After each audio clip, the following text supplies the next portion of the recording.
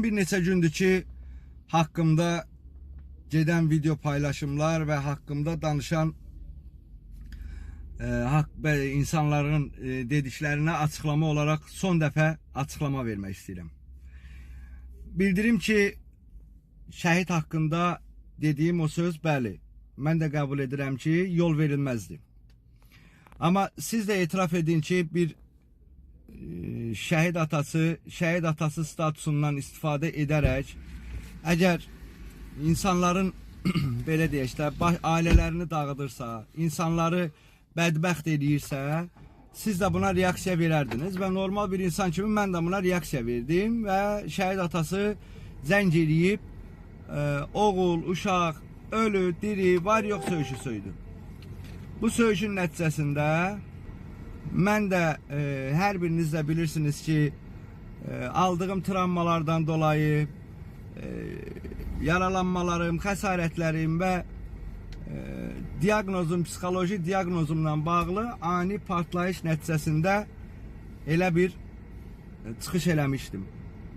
Özüm də etiraf edirəm ki, yol verilməzdi və buna görə də xüsusi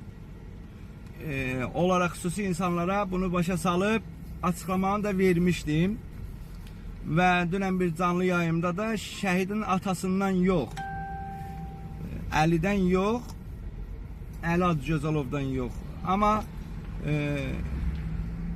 şəhiddən üzrxahlığımı da eləmişdim. Bundan sonra kimsə əgər reyting xatirinə nəsə paylaşmaq fikrindədirsə, bu ücə mənim üçün maraqlı deyil.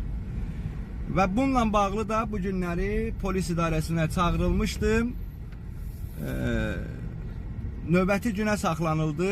Gedib öz ifadəmi də verəcəm. Şikayət də olub, ifadəmi də verəcəm və qanuni hüquqi müstəvidə söhbətin əgər şəhid atası Əli Adıgözalovun şikayəti olarsa, xüsusi ittiham qaydasında məhkəmə qarşısına da çıxmağa hazıram və